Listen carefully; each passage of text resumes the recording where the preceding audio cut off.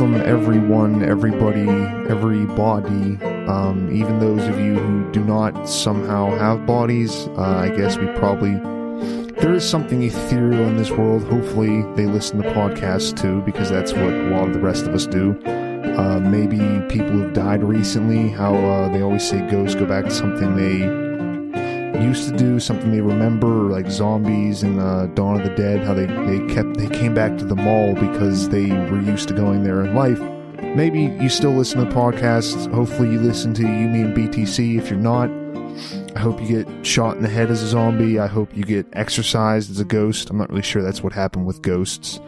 But I hope all of you find peace, and I hope you can all help me find peace as well, because that is what I do on Tim's 2 Cents, is try to find the best way to, I guess, figure out your best life, to figure out, there's so many different iterations, so many different theories on how to live your best life, how to best use your time here on Earth, best, whether that's helping other people, whether that's helping yourself. Try to figure out where the truth is in all of these isms that are out there, all these belief systems, and kind of boil them down to their best and most accurate, I guess, tenets, and try to get through all of the dogmatic extra that comes with everything, the dogmatic and the demands of a belief system that ask you to give up, I guess, any kind of personal thought about things, or not even that, but try to get you to not think about certain parts of them. And we're definitely going to talk about that today, because I have a specific, why the fuck doesn't this work? I have something wrong with my computer. I keep on trying to set it so that my screen doesn't just turn off as soon as I sit here for a little bit with it. It doesn't really work. I keep on messing that up, so I'm obviously not figuring out something in my life. But hopefully we'll make it eventually, you guys. There, I think I just changed it, but we'll see. Anyway, this is the episode 7 of Tim's 2 Cents. I always want to say Tim Talks because it follows a little bit better, but it's Tim's 2 Cents, where, yeah, I go through a bunch of different ideologies. I've only done 7 episodes so far, so it hasn't really gone that far. We haven't achieved complete nirvana knowledge yet, but we're going to get there eventually. Something very important to achieving that kind of nirvana knowledge is that you guys donate all your money, because as many of these different isms believe, money is the root of all evil, and you should just get rid of it and give it to me so that I can take on all of your evil. So you can get me down at the donation box or the donation address for Bitcoin. Daniel probably gets most of that, so maybe you're just putting your evil on him. If you don't know who Daniel is and you still want to donate maybe, or you want to figure out if you should be donating to him, which you probably shouldn't, do a podcast every Thursday night, 9 p.m. Eastern. We do a live show. It's called You, Me, and BTC. It's a Bitcoin, cryptocurrency, and liberty podcast. It's like I said, a live show. If you want to come and comment live, we have a chat box open. We do it on Google Hangouts. A lot of times we have guests, but you can comment live on that, and we'll almost definitely talk about what you chat in there. So if you want to get involved as the show is going, you can hit us up there. I do that with Daniel Brown and Zach Vole. At least normally there's also a guest on. Last week we had the guy from Cobb was his last name, I believe. He's an Australian Bitcoin trader. His name is Trader Cobb, or at least that's probably his Twitter handle. You can also get my Twitter handle down in the description. Tweet me on there if you do have any issues with the past, present, or future show. I'd like to have people give me suggestions for what I should do shows on that would make my decision making easier, because right now I've kind of just been like, okay, what do I want to talk about today? And is this really important? So if you have any particular ism or belief system you want me to talk about, send that to me. Hit me up at Baker's Dozen 93 on Twitter, and I'll take any suggestions. You can also comment on the YouTube or Spreaker but Twitter is probably easier to get me. Normally, if you're commenting on YouTube, I do have access to that account, but I don't check it as much as I probably should. So Baker's Dozen 93, you can get me on Twitter and send me any thoughts, hate mail, or instructions as to how you think I should be living my life, since this podcast is all about me doing that to you. Also, speaking of Zach Vole, he does a podcast every Tuesday called The Coin Pod. It's, again, very centered on cryptocurrency. He always has guests on. They talk about different... I mean, I'm not sure there's necessarily a theme to it besides cryptocurrency. Sorry, Zach, I haven't listened to a ton, but I've listened to a few, and they are very good. It's great if you want to hear a conversation, if you want to hear Zach, because Zach does do a very good job of picking the right questions to ask, and he always has good guests on. But if you want to listen to a conversation, if you're more interested in cryptocurrency, check that out, because this podcast is basically me just ranting into a microphone and then ranting against what I've just ranted about into the same microphone. So it does have a certain... I do like this more because I'm a very selfish person. I like only having my own thoughts to argue against, because when I introduce other people, I start to get a little bit less sure about what I'm talking. This helps me to be completely confident in my wisdom and utter knowledge, but whatever. If you do comment on YouTube, and I said before, get me on Twitter, but I'll do my best to respond and ask about your thoughts. This week, I'm doing hedonism. I did nihilism last week, and I think hedonism does somewhat follow from that. I see it a lot in our culture, the same way with Western culture, American culture. I see it a lot just like nihilism. It's in a lot of TV shows, music, songs like Shots, Shots, Shot. I can't sing, not even as good as Laughing My Fucking Ass Off, or whatever the band is, or the group is. Most pop songs, if they're not talking about a unrequited love or a love that you feel so deeply that you need to make that person know about the love through completely synthesized instruments and auto-tune. It's normally about basically like a quest for pleasure and a quest for pleasure, or detailing how the particular artist is achieving that quest for pleasure. The definition for hedonism here, and I had it up before, but I'll do it off the top of my head anyway. Hedonism is basically the highest good in life, the highest good in the universe, is to satisfy your desires. And there's somewhat of a difference between hedonism and Epicureanism. Epicureanism is also the thing about satisfying, and the pleasure in life is the highest goal.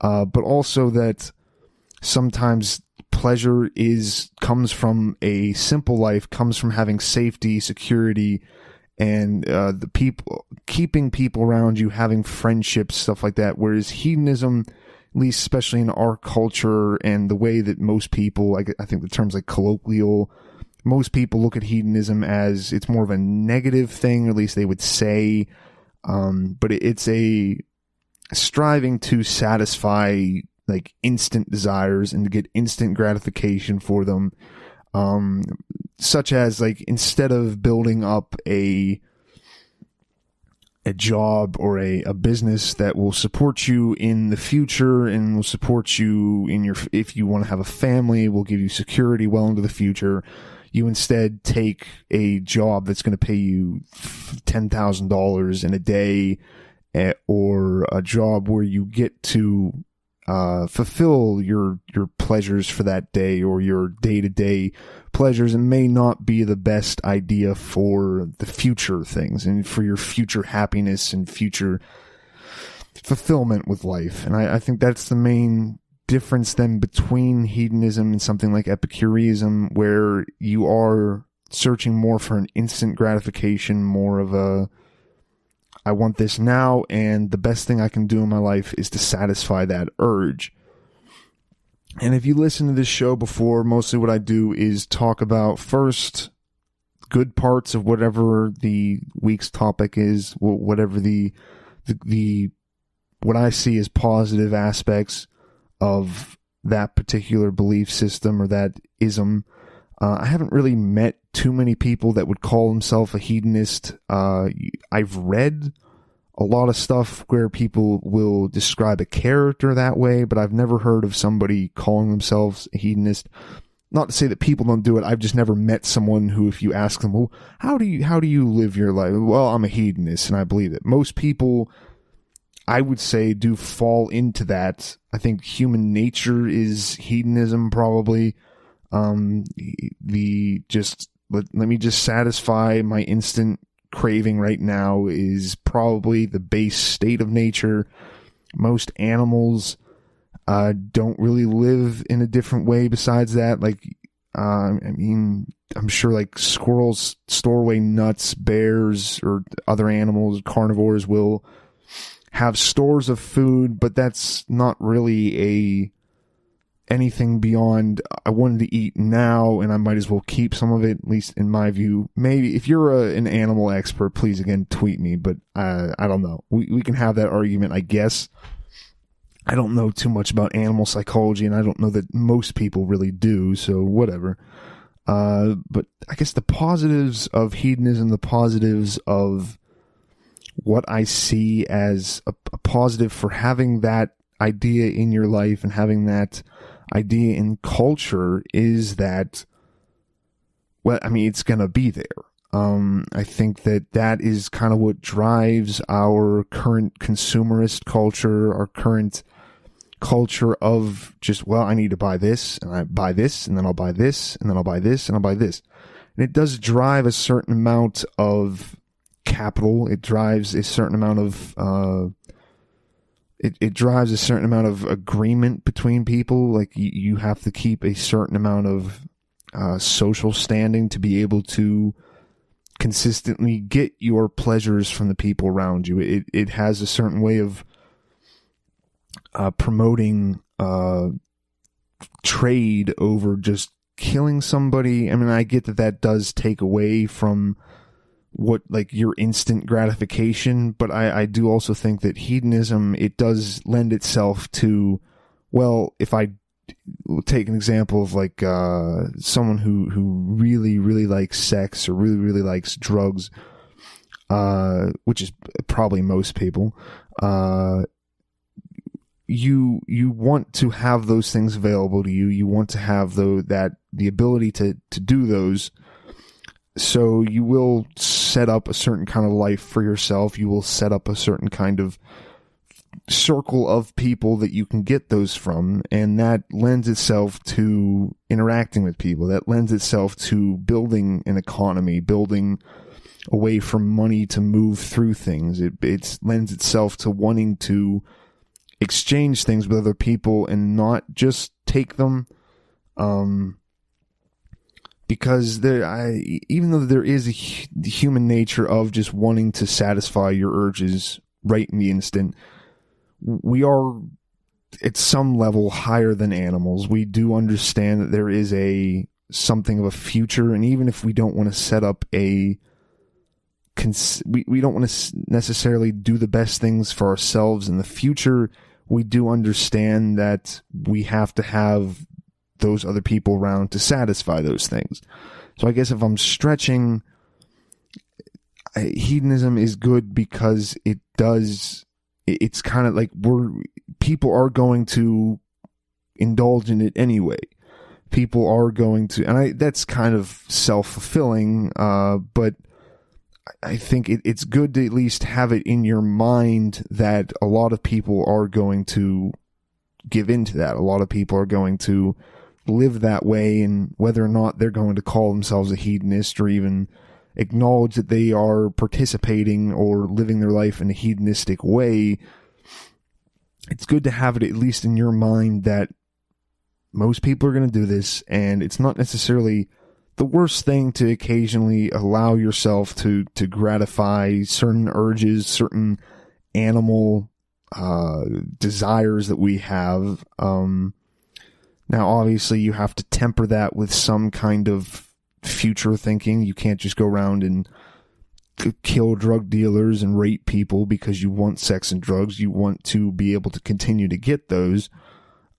So I think if we're talking about like the culture of hedonism we have, it has a certain way of facilitating trade and facilitating money, which is how we lift ourselves out of like an animal nature. We lift ourselves out of just day to day getting like scavenging for food. We allow ourselves to build things off of that so that we can have the ability to engage in whatever desire that we want. Because I think like 400 years ago, hedonism was drinking a bottle of whiskey and then passing out in a somewhat comfortable chair.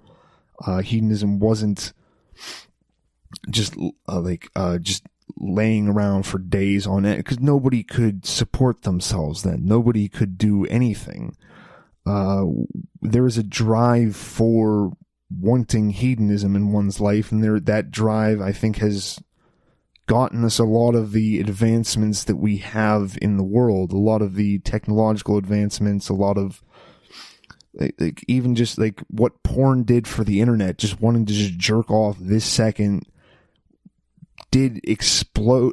That's a little bit of a I didn't really mean that as a pun there, but it really exploded and shot the internet into everybody's life, because people were like, hey, I mean, I don't have to get a magazine anymore. I don't have to do this. I don't have to even talk to people anymore. I can just jerk off forever. But the internet, and that something like pornography, something like, and then in a lesser form, just being able to buy whatever we want online now. We can just, I want this now. I don't have to even go to the store. I don't have to drive there. I don't have to do any of this. I can just buy. Hedonism lends itself to a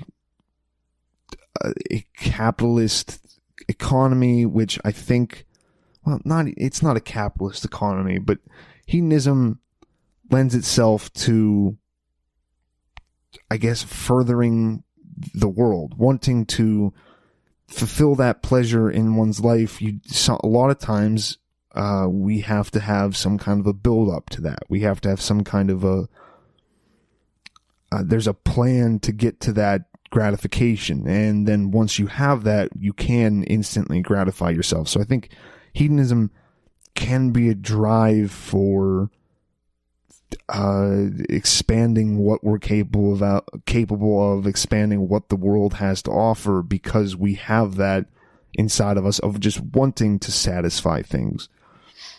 Hedonism can also work where, I mean, it does satisfy people in that moment. And even if it's just we're talking about like food, like I remember being a fat kid. I remember loving like just snacks and candy and chips and ice cream. And in that moment when you're enjoying it, it does really feel like sometimes the best thing in the world. Same thing with anything. Same thing with doing drugs. Like in that moment, you're almost kind of consumed, depending on what it is. You're consumed with the pleasure you're feeling, and it can feel like a pinnacle of a moment. It's very hard to achieve the kind of bliss that you can get from taking MDMA without doing anything by living an honest and hardworking and sober life. It's very hard to achieve that level of chemical pleasure in your brain. So, I mean, I do see the argument for that. I see the argument for, hey, I mean, we're just here, and this goes back to nihilism. We're here. There's no real reason to be here. There's no innate purpose to us being here. So why don't we just have the absolute max of pleasure that we can have? We have one time on this earth. We have one chance at all this, so why not fill every single second I can with the pleasure that I have, or the pleasure that I can attain? So I completely get why that is attractive. I completely get the idea of why hedonism is so popular in culture. And I think, like I was saying before, most people won't admit to being hedonists. Most people won't admit to even that maybe our I think more people admit that culture is that our culture is very hedonistic, but they would probably separate themselves from that. But I think most people do fall into that. Even the person that goes to church and the person that prays and saves money isn't really doing that necessarily because they're looking forward to something, or even if they are, in that moment, it does feel good. And you can kind of train yourself to feel good. You can train yourself to feel good by saving money. You can train yourself to feel good by praying to church. And I mean, I've had that in my life too, where in the moment of whatever kind of spiritual thing you're doing, or the spiritual elation of thinking that you have this connection with a universal God, there is a pleasure in that. There's a pleasure in feeling that at that moment. So I don't think that we can really divorce most of life from the pursuit of gratification. That would probably get more into the argument of what is hedonism versus something like Epicureanism, where you're talking about the best life you can live and having pleasures sustainably and sustaining your ability to have those pleasures. So maybe that isn't the best point for hedonism, but I do think that hedonism can work very well for satisfying yourself. And as long as you're able to keep on enjoying those things, hedonism probably is one of the most pleasurable ways to go through life if you can consistently and sustainably pleasure yourself.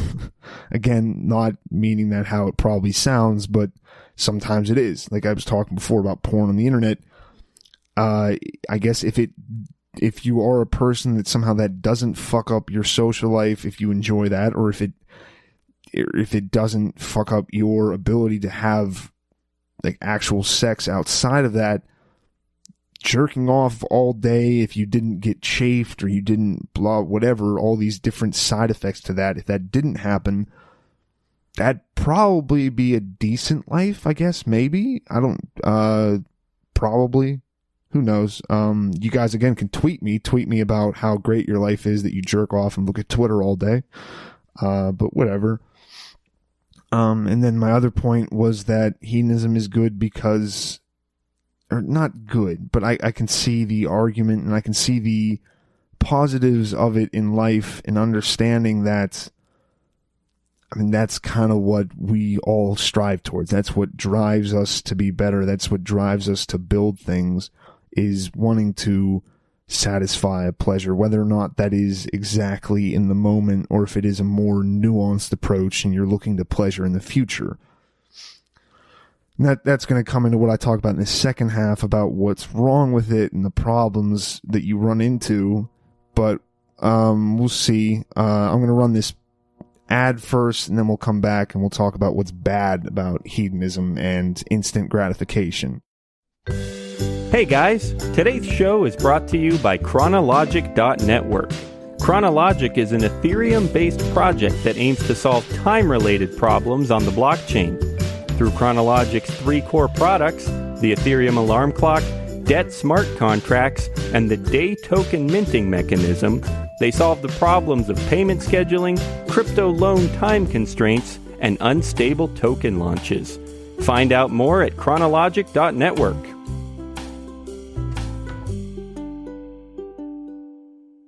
Okay, we're back, guys, and now, like I said, we're going to talk about what's wrong with that, the kind of pitfalls you can fall into. And I think there's something called the hedonist paradox, or the pleasure paradox, where this is the central thing between, I think, hedonism and Epicureanism, is you might want something, you might desire something in the moment, and you might think that it's the best way for you to achieve pleasure and to have in that moment, a fulfillment of that. But if you continue to do that, if you continue to strategize or align your life around stuff like that, you do run into problems where you will not have that. You can't, it's very hard to sustain that kind of a lifestyle. It's very hard to sustain instant gratification through a long period of time, because in just like I was saying before, how if you do give in to your natural urges as a person, if you give in to the, well, I want this now and I don't really care about what stops me from it and I don't care about the side effects, the side effects are going to eventually come back and bite you in the ass. The side effects are eventually going to build up, whether, depending on what you're talking about, they're not going to have a good outcome if you are constantly focused on only the present and only the current thing that you're looking at and the current thing you want to satiate yourself with, if you're not thinking about the future. And that's where I was talking about how if we are in a hedonistic culture, we at least do believe that, or in the past have believed that we need a certain amount of future thinking and focusing on keeping the sustainability of this around to achieve that kind of pleasure on a consistent basis over years, or just people who strive to build a world for themselves, to build a business, to build a sustainable life where they can, in their view, get pleasure consistently. They have a forethought to that. They have the idea that this isn't going to be maybe exactly what they want in the moment. It's not exactly what sounds the best to them, where you're putting in, like, again, we're talking about like a business, putting in 70-hour weeks to build something that you believe will give you the greatest pleasure, will give you the freedom to live your life how you want. If you want the freedom of owning your own business, or if you want more money, or like you put in extra hours at first, and then even after, to then sustain that money. But in that moment of, or even in that week of doing 70 hours worth of work, that isn't exactly what you would say is the most pleasurable thing at that time, unless you are able to get yourself to understand that you need to delay your gratification, at least for a little bit, to achieve a greater satisfaction in the future. A lot of times, instant pleasure and instant gratification isn't the best thing in the future. If you are consistently, or if you are just focused on the moment, and people always say, like, live in the moment, do that. And it's, it's probably best for your day-to-day well-being to mostly focus on what is right in front of you, mostly focus on your current position in life and your current goals. But there does need to be some thought to the future. There does need to be some thought for what is going to happen next, and if you are going to be able to always do what you're doing in that moment. And if it's not sustainable, if it's not something that you can achieve consistently over years, then if you're being smart, if you're being most likely honest with yourself, you need to put away some of the instant gratification. You need to put away I'm just going to sit here and smoke weed and watch Netflix for the next 8 hours, because you realize that, one, you could be doing better things with that time. You could be building something. You could be developing something. And two, you could, like, it's not a positive thing to do. It's not like, after that's done, you're not going to have the lasting pleasure of that memory. Like, you're not going to look back on that time that you spent on the couch stoned and watching Friends or The Office for the 17th time. You're not going to look back at that as the great moments in your life, most likely. Maybe you will, if you find a way to satisfy yourself with something like that. Please tell me, because I would love to be able to just, not particularly Friends, but to be able to just be stoned and watch television for 12 hours a day. I would love to feel fulfilled with that. It doesn't end up. I feel like shit afterwards. I don't know that I've ever actually done that for that. I've definitely played like video games for just binge things like that. Normally, I feel pretty fucked up afterwards. Like your eyes hurt. You feel like you've just been hunched over a computer for 13 hours. And that a lot of these things, a lot of these instant gratifications that people warn against do have their own kind of built-in negatives. You don't need to have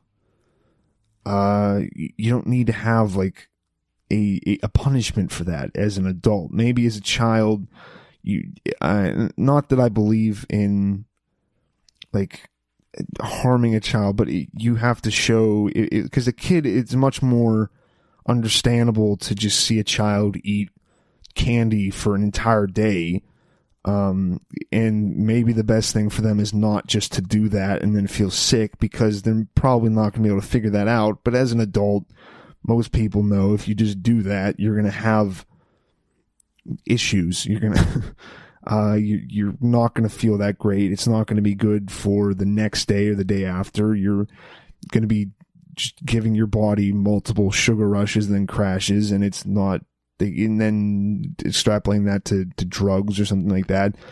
If you're just doing, if you're doing like just days and days of cocaine, your nose is going to get all fucked up. You're going to be probably have some mental issues, and then you're more likely to become addicted to something. So a lot of these things do have a built-in negative to them and a built-in side effect that would explain to most people why this is not good. So it's like why it's bad, why hedonism is bad. I wouldn't say that it's necessarily like, if you are the person that is just going to do that, if you're going to do like heroin, there's not a lot that people can talk you out of that. You're like, if you're just going to do that for a couple of years, you can't really be argued out of that. That's just like, it's something probably wrong in your brain. Something probably didn't go right whenever you were younger. You're escaping something, but it's not. If you can't see the side effects for something like that, if you can't see the side effects occurring in your life, then you're not going to be able to have those explained to you. So I can't really say that I can't argue that it's wrong, because I mean, in that moment, it probably is the most pleasure you're going to feel. But it's also going to have some side. Most things, every action has an equal or opposite reaction. That's not necessarily how it works with things like this, or how it works with life.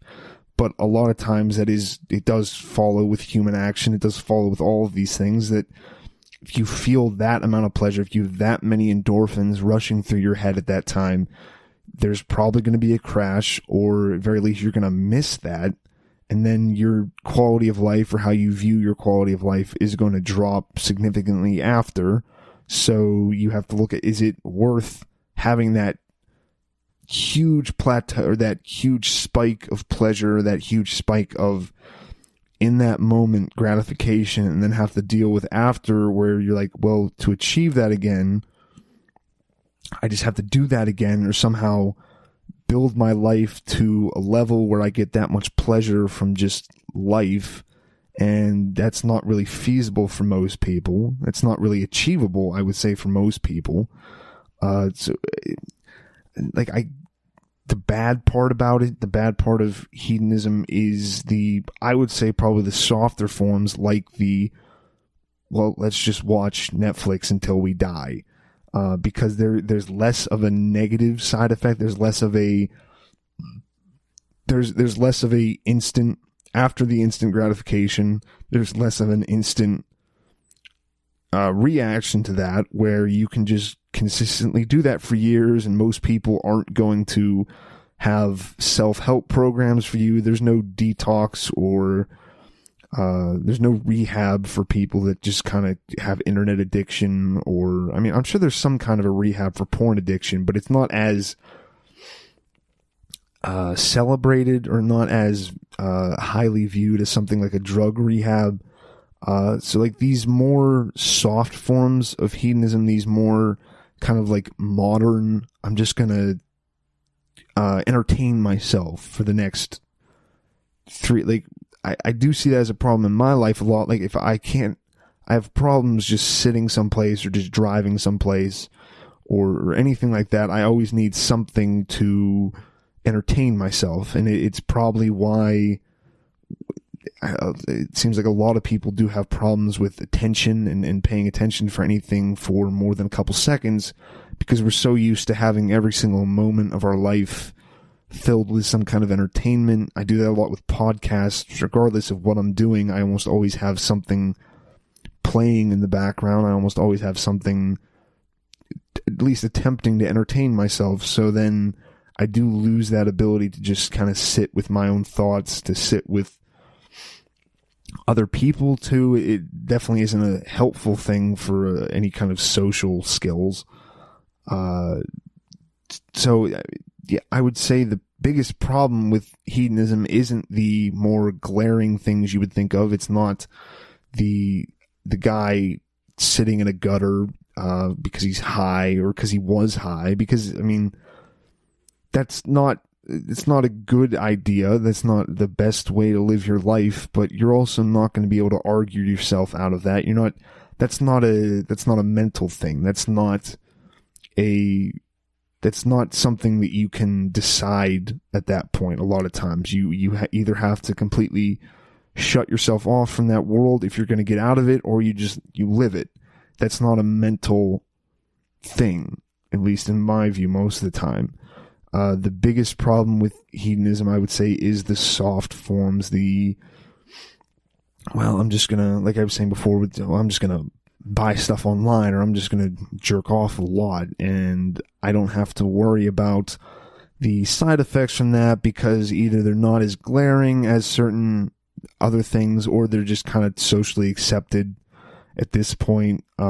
That's the problem again with a culture that's hedonistic, is we don't really look at porn or excessive shopping or the kind of the pleasure we get just from posting things online and then having people tell us we're great. Not that that happens to me most of the time. I wish it did more. I wish I was allowed to fall under the spell of Instagram fame or something like that. But most of those are much less, people don't take them seriously. People don't look at them as a problem in their life, and it kind of does drain away at what else you could be achieving. So if you're looking at the bad part of hedonism, I would say it's definitely more of those kind of things that fly under the radar, the things that we go, oh yeah, I mean, well, that's fine that we have 500 different cable channels, because that means progress or something, or that means that you have all this entertainment, but then it is kind of a waste of your time. It's a waste of most people's time. There's obviously I would think, a sensible way to consume stuff like that. There's a sensible way to consume most things. But it's hard to do that whenever you don't have a societal,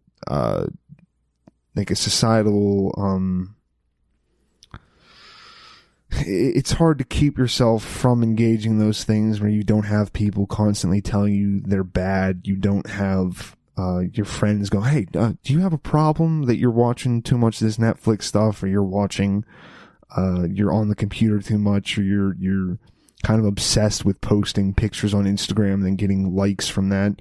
Most people aren't going to stop you or have an intervention for something like that.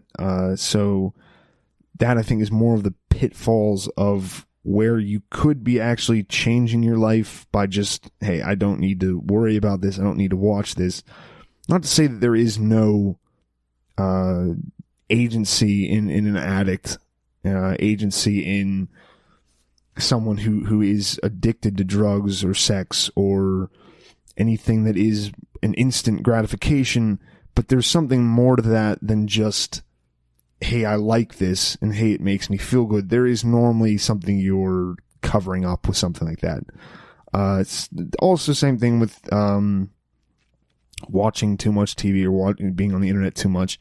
There is something like maybe something's, you don't like how things have gone. You don't like how maybe boring your life is. You're trying to cover that up with entertainment like that.